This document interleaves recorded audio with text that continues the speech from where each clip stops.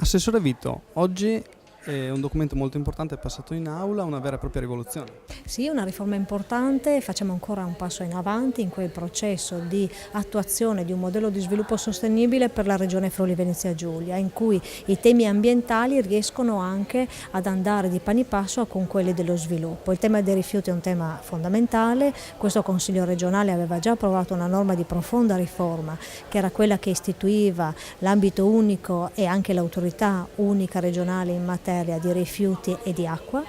e quindi di servizi idrici, e ora invece con questa norma andiamo ancora a fare un passo ulteriore in avanti, perché quella che ha approvato il Consiglio regionale oggi è una disciplina organica in materia di rifiuti che anche introduce dei principi di economia circolare nella nostra regione. Quindi si passa da un concetto di economia lineare, tradizionale, in cui i rifiuti erano visti come un qualcosa di cui bisognava liberarsi, quindi un qualcosa di cui il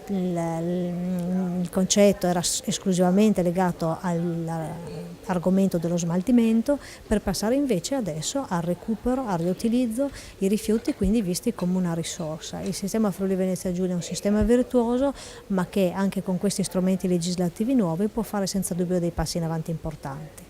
Ci sono degli aspetti peculiari di questa norma, uno è il tema dell'amianto ad esempio, perché qui ancora si ribadisce la forza del piano regionale amianto ed è un fronte sul quale l'amministrazione si sta fortemente impegnando e che a breve vedrà definitivamente la propria approvazione. E l'altro aspetto, che ha anche a che fare con una dimensione assolutamente etica e morale, è quella della lotta allo spreco alimentare. Grazie al lavoro della maggioranza è stato approvato un emendamento, un provvedimento a firma lunga, che vede in tutto il processo per favorire la lotta allo spreco alimentare un percorso possibile e concreto.